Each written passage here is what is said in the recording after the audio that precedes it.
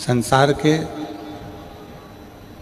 जितने दुख हैं, संसार की जितनी तकलीफ़ें हैं, संसार के जितने कष्ट हैं, संसार के जितने भी कष्ट हैं, तकलीफ़ है, दुख है, उन सभी तकलीफ़ और कष्टों का निवारण कहीं ना कहीं वेदव्यास जी ने इस शिव महापुराण के अंदर अंकित किया। शिव भक्ति तो है, शंकर की विरल भक्ति तो इसमें विराजमान है, पर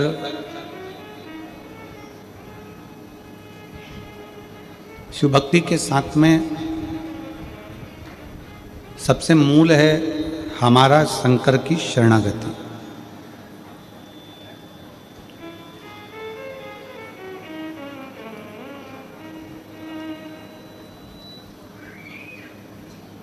शंकर भगवान का एक प्रतिबिंब, शंकर भगवान का एक शिवलिंग आप और हमको प्रेरणा देता है।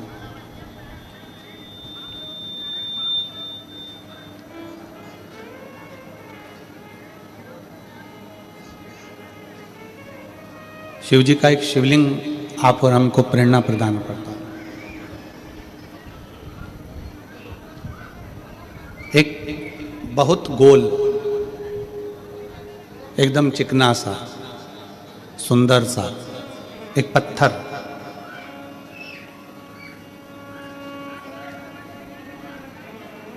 एक सुंदर सा चिकना सा गोर पत्थर बहुत सारे पत्थरों के बीच में जाकर गिर गया।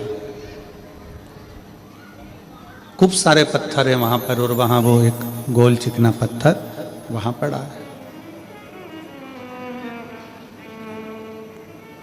उबड़ खाबड़ पत्थर हैं, आड़े टेढ़े पत्थर हैं।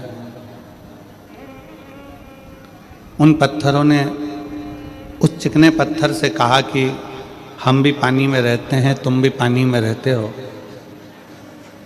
तुम भी नदी में हो, हम भी नदी में हैं, तुम भी पानी में हो, हम भी पानी में हैं।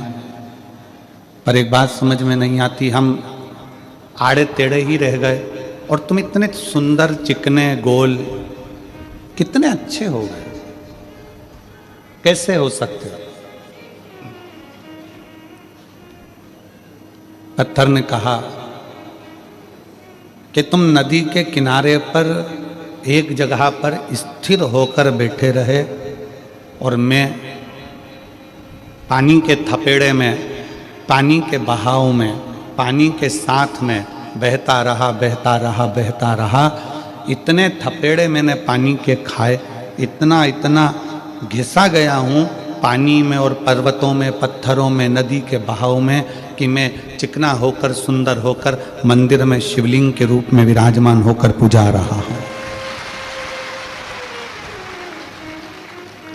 पत्थर तुम भी हो, पत्थर में भी हूं।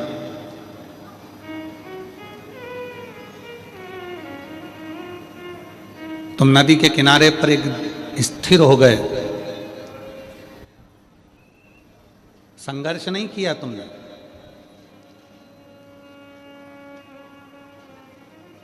जो संघर्ष से डरता है, जो ये सोचता है कि नहीं मेरे बस का नहीं है, मैं आगे नहीं बढ़ सकता, मैं ये काम नहीं कर सकता, फिर वो आगे बढ़ता भी नहीं है। जिसने संघर्ष किया है, दुनिया के थपेड़ों को झेला है, दुनिया के बातों को झेला है, दुनिया के शब्दों को झेला है, दुनिया की वाणियों को झेला गया है, गालियों को झेला गया है, अपशब्दों को झेला गया है, फिर एक दिन वो धीरे धीरे इतना आगे बढ़ जाता है कि कहीं ना कहीं उच्च पद पर बैठकर अपने आनंद के साथ जीता है और पूरे राज्य का भी रक्षा करता है।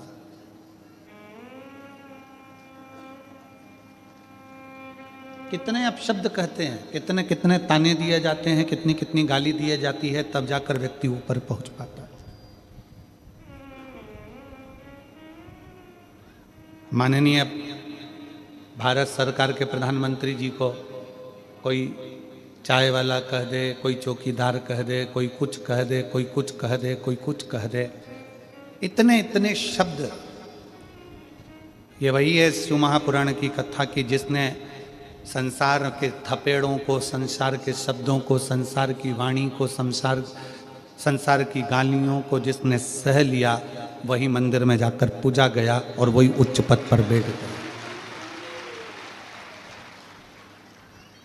आप संसार के शब्द अगर सहन करना नहीं सीखे तो फिर आप जिंदगी में कभी आगे नहीं बढ़ सकते।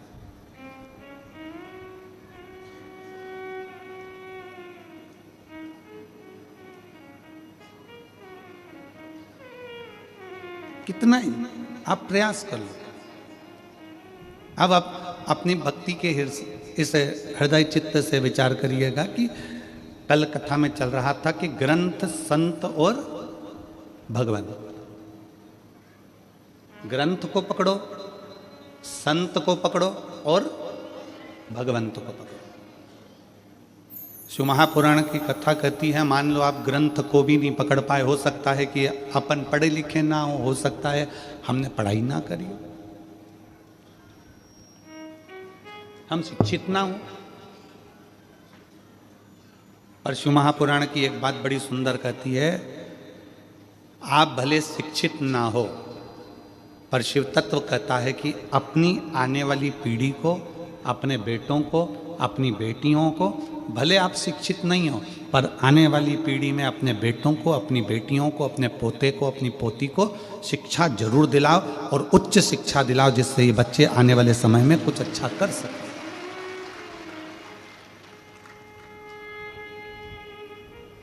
आज अच्छी शिक्षा की हर व्यक्ति को जरूरत है।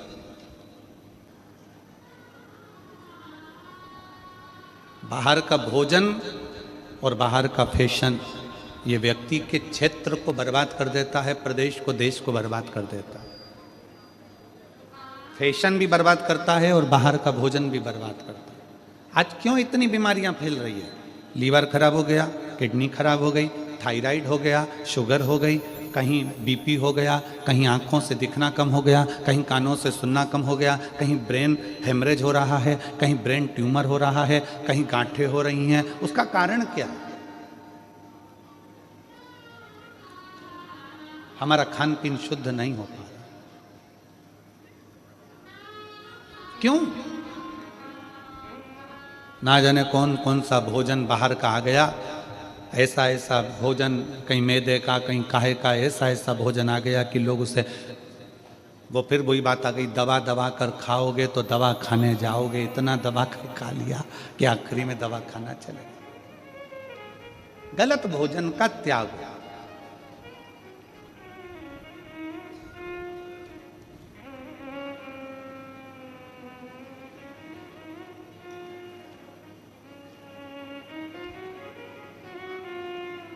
बॉर्डर पर आने वाले दुश्मनों को सैनिक रोक सकते हैं। बॉर्डर पर आने वाले दुश्मनों को सैनिक रोक सकते हैं। हमारे घर में आने वाले फैशन को और भोजन को हम अपने संस्कारों के माध्यम से रोक सकते हैं। आप कोई सैनिक जैसा काम नहीं कर सकते, आप बॉर्डर पर जाकर युद्ध नहीं कर सकते, आप बॉर्डर पर जाकर नहीं लड़ सकते, तो अपने घर में बॉर्डर जैसे सैनिक जैसा काम करो कि गलत फैशन हमारे घर में ना आए, गलत भोजन हमारे घर में ना आए। हम इस फैशन को भी दूर भगाएं जो गलत है, और गलत भोजन को भी दूर भगाएं, जिससे हमारे घर में संस्कारों के माध्यम से हमारे परिवार की रक्षा हो सके।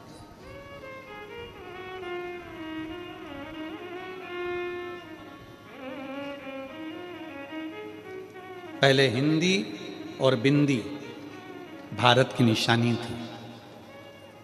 हिंदी और बिंदी भारत की निशानी थी। आज भारत में रहने वाले भी जब अंग्रेजी में बात करते हैं तो लोगों को ये दिखाना चाहते हैं कि हम हिंदी नहीं बोलते, हम अंग्रेजी बोलते हैं, हम ज़्यादा अप टू डेट हैं। पर शिव पुराण कहती है कि माथे की बिंदी और मुख की हिंदी ये दिखा देती है कि आपके घर के संस्कार कितने हैं, आपके घर के संस्कार कितने।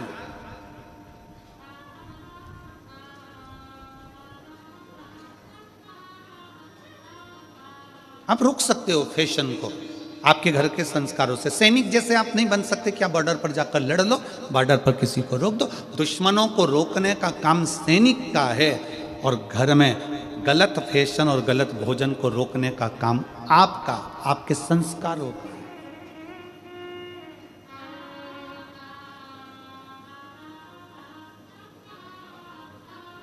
कैसे वस्त्र घर के बेटा बेटी पहन रहे हैं, कैसे वस्त्र घर के लोग धारण कर रहे हैं, उनको समझा सकते हो। बच्चों को आप कह सकते हो, आप उनको कह सकते हो, समझा सकते हो। शिव महापुराण की कथा कल से वर्णन कर रही है कि ग्रंथ, संत और भगवान, आप ग्रंथ को नहीं पकड़ सकते, आपके पास इतना समय नहीं है कि आप पोथी पुराण पढ़ो, कि घर का पालन करो, घर की व्यवस्था करो, घर में भोजन की व्यवस्था करो, उनको रहने की व्यवस्था करो। नहीं पकड़ सकते ग्रंथ को, कोई बात नहीं। आप संत के पास भी नहीं जा सकते, कोई संत है उसके पास जाकर नहीं बैठ सकते, ज़्यादा आपके पास समय नहीं है, मत बैठो। पर तीसरे नंबर का है भगवंत। भगवंत कौन? भगवंत को ढूंढने के लिए दूसरी जगह नहीं जाना है, हमारे प्रत्येक व्यक्ति के घर में मेरा भोले बाबा एक व्यक्ति ऐसा देता है जो पूरे घर को तार देता है। प्रत्येक घर के अंदर एक व्यक्ति ऐसा देता है। अपने क्षेत्र में, अपनी कॉलोनी में, अपने मोहल्ले में, अपनी सोसाइटी में, अपने गांव में, अपने नगर में मेरा भगवान शंकर एक व्यक्ति ऐसा देता है जो पूरे गांव को, मोहल्ले को, क्षेत्र को, परिवार को पार लगा देता है।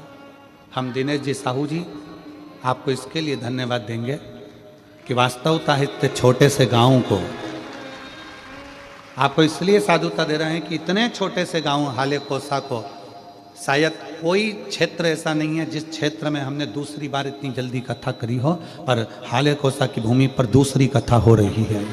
ये दूसरी कथा, ये क्षेत्र है।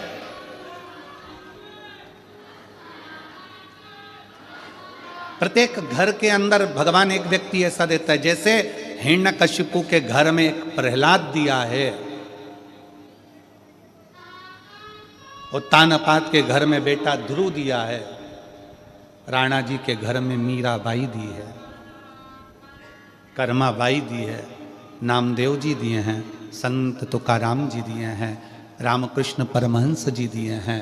उसी तरह भारत के भूमि पर जितने घर हैं, प्रत्येक घर के अंदर एक कोई बच्चा, बेटा, बहू, माँ, काका, काकी, फूफा, मामा, नाना, कोई भी एक व्यक्ति भगवान ऐसा देता है जिसके अंदर भगवान की भक्ति देता है, और वो सबसे कहता है भगवान का भजन करो, एक लोटा जल चढ़ाओ, शिव की उपासना करो। उसके पास बैठोगे तो वो भगवान की ही बात करेगा,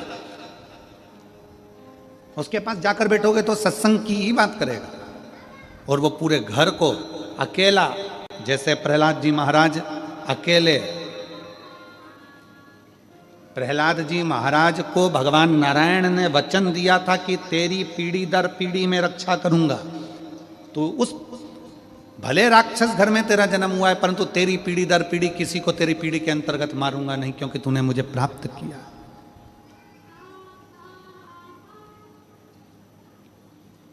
कोई एक हमारे घर के अंदर, हमारे परिवार में कोई एक जन्म ले लेता है, वो पूरे घर को तार देता है, पूरे घर। और आज मुझे बड़ी खुशी के साथ कहना हो रहा है कि जितने इस शिव महापुराण की कथा को टीवी पर सुन रहे हैं, सोफे पर बैठकर, पलंग पर बैठकर, अपने अपने घर का चैनल चालू कर कर, जितने मोबाइल पर कथा को श्रवण कर रहे हैं, और जितने इस हाले कोसा की भूमि पर बैठकर कथा को सुन रहे हैं, आप सब अपने घर के वही प्रहलाद हो, वही ध्रुव हो जो अपने घर को पार लगा रहे हैं। आप अपने घर के वही प्रहलाद हो, आप अपने घर के वही ध्रुव हो, आप अपने घर की वही कर्माबाई हो, अपने घर की वही मीराबाई हो जो पूरे घर को पार लगा रहे हैं।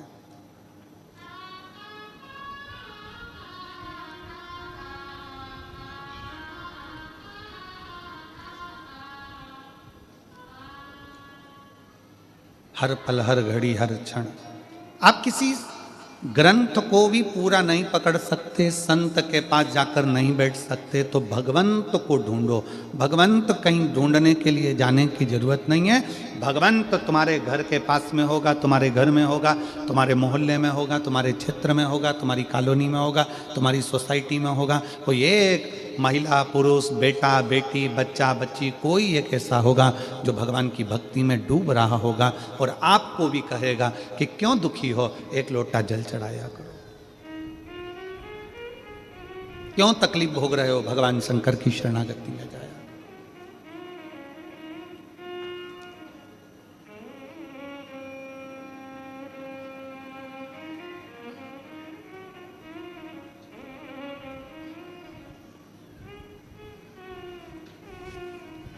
कल वो बच्चा जो झारखंड से देवघर से आया, सीए हुआ, वो बच्चे ने उनके आसपास में कोई को बोला होगा कि जितनी खुशी तो मेरे को सीए बनने में नहीं हुई होगी, उतनी खुशी तो मैं व्यासपीठ को प्रणाम कर कर प्राप्त करूं।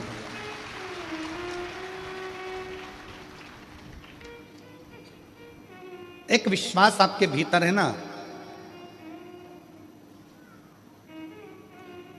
एक भगवंत जैसा पथ आपके भीतर है ना।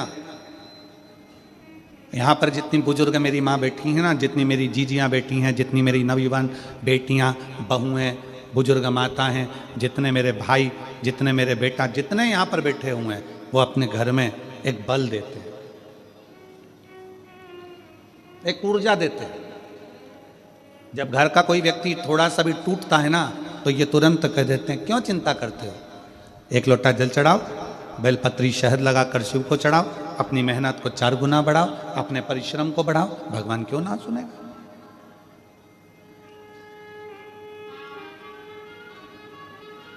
आप किसी को बल दे रहे हो ना, जो दुनिया का सबसे बड़ा दान है, विश्वास दे देना।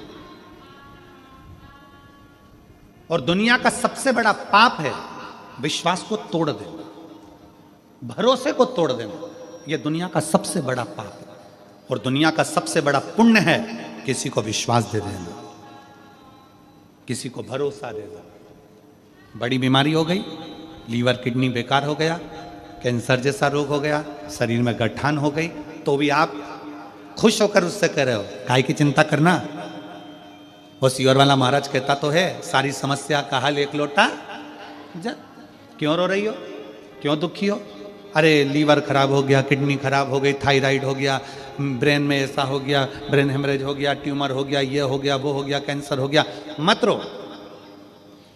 आप से कोई मिल रहा है और वो अपना दुखड़ा कह रहा है तो उसको आपने विश्वास दिया, चिंता मत कर, शंकर जी के मंदिर जाकर मैंने सुना है एक लोटा जल चढ़ाने से बाबा सुनता जरूर है। शिवजी पे चढ़ा हुआ जल पीना प्रारंभ कर, एक बेलपत्री अगर बीमारी है तो खाना प्रारंभ कर। उसको कह दिया, उसको विश्वास हो गया कि अब मैं बच जाऊंगी। और ये पक्का है, जब तुम्हारे भीतर इंद्रियों में ये बात आ जाए कि अब मैं बच जाऊंगी, तो दुनिया में काल के पास में भी वो नहीं है कि तुम्हारे को मौत दे दे, वो भी तुम जीत सकते हो। विश्वास, भरोसा।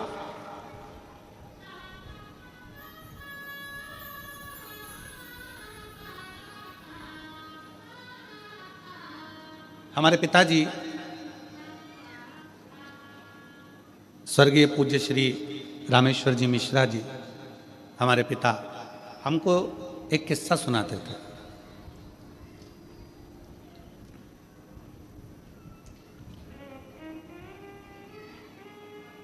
बाल्यावस्था में एक किस्सा उनका बड़ा प्रिय था, वो हमेशा कहते थे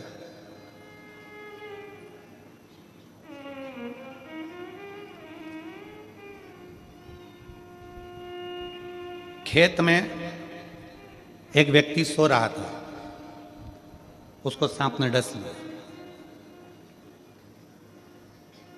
उसको सांप ने डस लिया।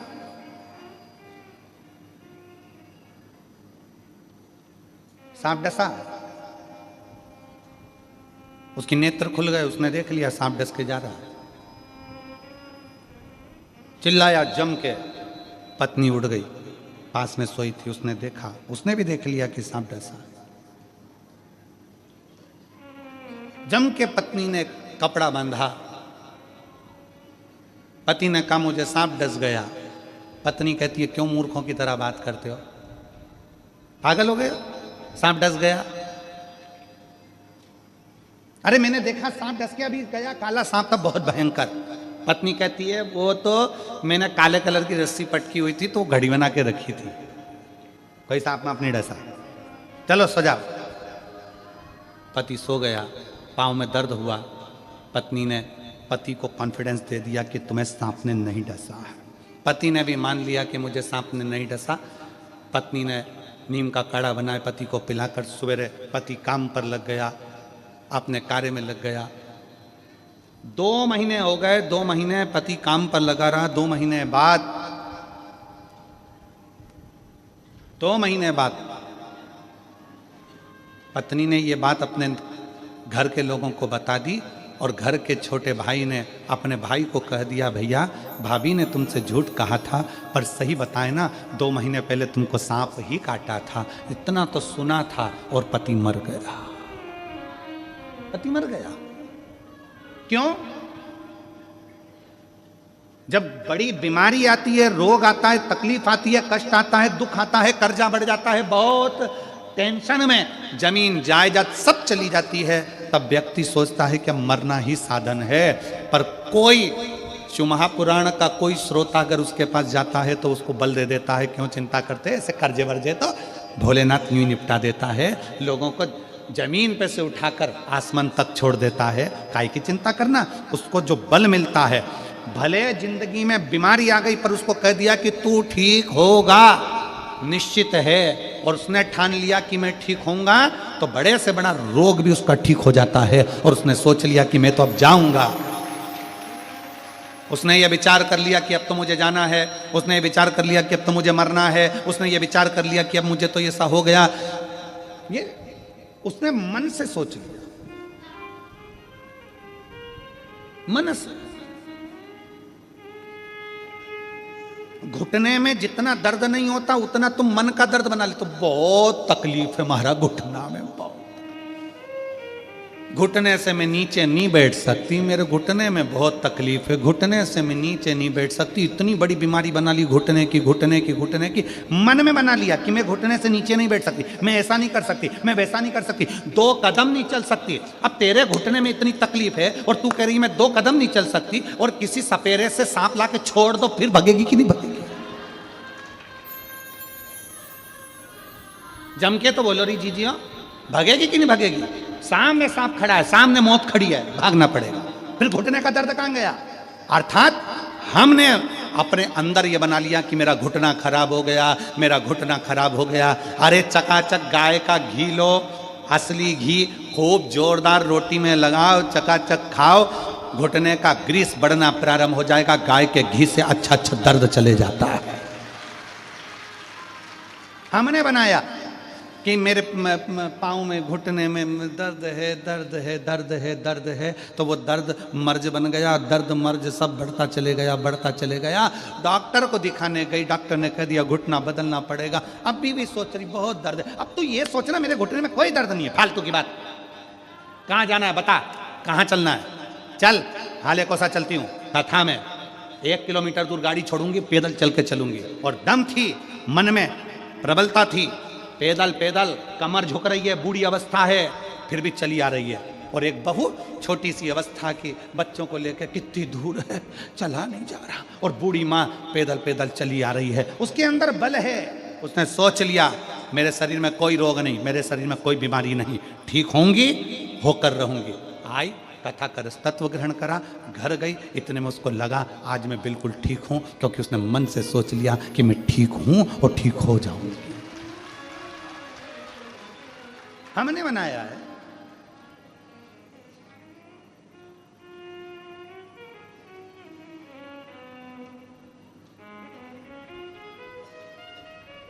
कोई कोई भ्रम लोग अपने आप पैदा कर लेते हैं, अपने आप भ्रम पैदा कर लेते हैं। भजन होएगा, अपने आप भ्रम पैदा कर लिया। जैसे कोई भजन आया और लोग भ्रम पैदा कर लेते कि मेरे को अभी थोड़ी देर में मैं घूमने लगूंगी।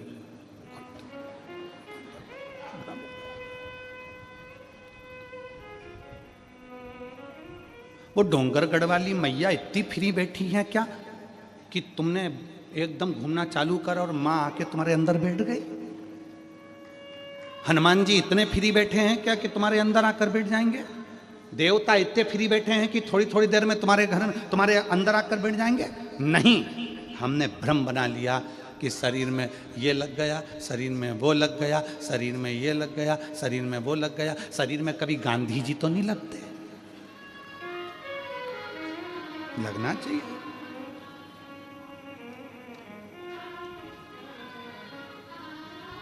एक आध बार शरीर में गांधी जी लग जाए और क्या, बुरा मत देखो, बुरा मत देखो, लाठी टेक के चलने लगे, वो कभी ना लगे। व्यर्थ। अपनी सोच को प्रबल बनाओ, अपने विचारों को प्रबल बनाओ। हम मना नहीं करेंगे कि माता जी नहीं आती, आती शरीर में, ऐसा नहीं है, उसकी तरंग आती है, पर हर जगह नहीं। जब माँ को याद किया जाए, वो कहते ना, बेटा जब पुकारे माँ को आना चाहिए, तब माँ आए। स्थान पर हम नहीं, ये नहीं कहेंगे कि नहीं आती माँ, आपको दर्शन नहीं देती या देवता नहीं आए, मना नहीं है, पर उसके आने से तुम्हारे जीवन में सुख आ, ब्रह्म नहीं, ब्रह्म।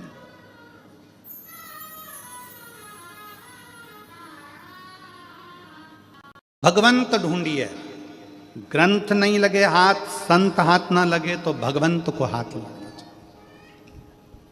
भगवंत कौन है? भगवंत का लक्षण क्या?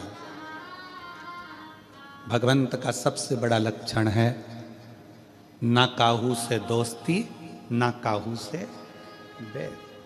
भगवंत का सबसे बड़ा लक्षण है वो ज़्यादा किसी से दोस्ती भी नहीं, ज़्यादा किसी से बैर भी नहीं, किसी से उसकी दुश्मनी नहीं है और किसी से उसकी दोस्ती नहीं। जो मिला उसको गले लगा लिया। वो एक हमारे सनातन धर्म में एक बहुत सुंदर सी लाइन गुनगुनाते हो ना, ज्योत से ज्योत जगाते चलो और प्रेम की गंगा।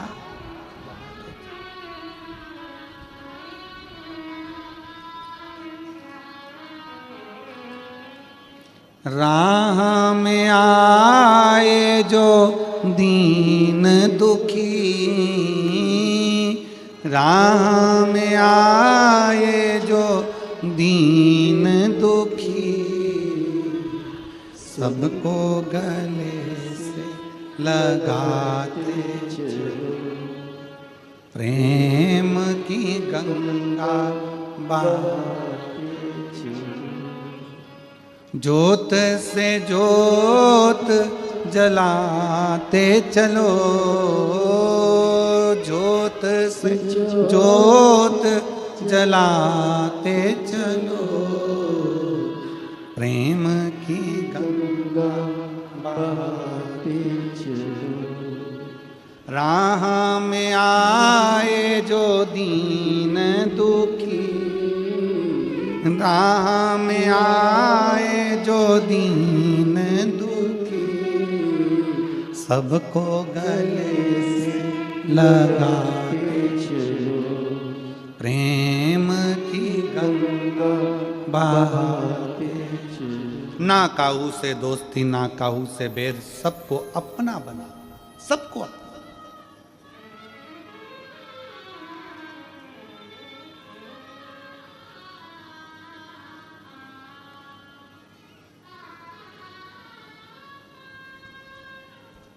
सास कहती है बहू बुरी है, तो लाई काय को?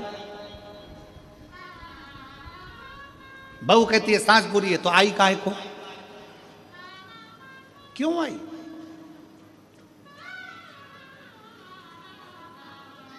अपनी बड़ाई और पड़ोसी की लड़ाई अगर किसी को अच्छी लगती है तो समझ लेना कि वो बर्बाद होकर ही रहेगा। जम के बोलो, क्या क्या क्या क्या? अपनी बड़ाई और पड़ोसी के घर की लड़ाई अगर तुम्हें अच्छी लग रही है तो समझ लेना कि एक दिन तुम बर्बाद होकर रहोगे। तुम पड़ोसी के घर में लड़ाई हो रही है और तुम बड़े खुश होकर, कितनी जोरदार लड़ाई हो रही है, सास ऐसा बोल रही, बहू ऐसा बोल रही, और तुम्हें आनंद आ रहा है। समझ लेना कि तुम पड़ोसी के घर की लड़ाई को देखकर अगर खुश होते हो तो तुम्हारी जिंदगी का बर्बादी का सिरा है। उसके घर लड़ाई हो रही है ना, तो थोड़ा भगवान से प्रार्थना करो दोनों में शांति बन जाए। प्रभु बहुत अच्छा घर है मेरे घर के पास का, बहुत अच्छे लोग हैं, ना जाने किसकी नज़र लग गई उसको, बहुत अच्छा परिवार है बाबा, इसको अच्छा कर दो। एक लोटा जल शंकर जी को और चढ़ा दो अपने पड़ोसी के लिए कि इनका प्रेम बढ़ जाए। अपनी बड़ाई जिस दिन अच्छी लगने लगे, वाह वाह मैंने जो करा बहुत अच्छा करा, मैंने ऐसा कर दिया, मैंने वैसा कर दिया, मैंने यूं कर दिया, मैंने यूं कर दिया, अपनी बड़ाई और पड़ोसी के घर की लड़ाई अगर अच्छी लगे तो समझ लेना कि उस दिन तुम्हारा बर्बादी का सिरा प्रारंभ हो गया। हमें अपनी बड़ाई अच्छी नहीं लगना चाहिए और पड़ोसी के घर की लड़ाई भी अच्छी नहीं लगना चाहिए। समझौता हो, समझाओ, अच्छे रहिए।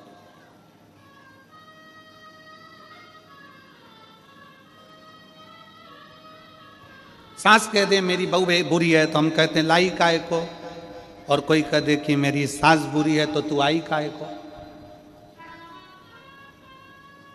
ना सास बुरी है ना बहू बुरी है, दोनों बुरी नहीं है। सास अगर बहू बुरी होती तो सास 25-50 हजार रुपये, 1-2 लाख रुपए खर्च करके 5-7 लाख रुपए खर्च कर शादी नहीं करती, अपने सोने के जेवर बहू को नहीं दे देती। और बहू अगर बुरी होती, सास अगर बुरी होती तो बहू अपने माँ बाप को छोड़कर पराए घर में नहीं आ जाती। दोनों बुरे नहीं,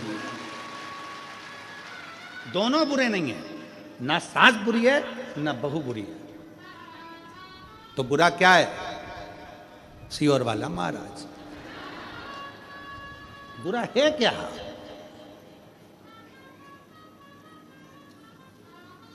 गुरुजी आप कह रहे हो ना सास बुरी ना बहू बुरी, तो बुरा कौन? सियोर वाला महाराज।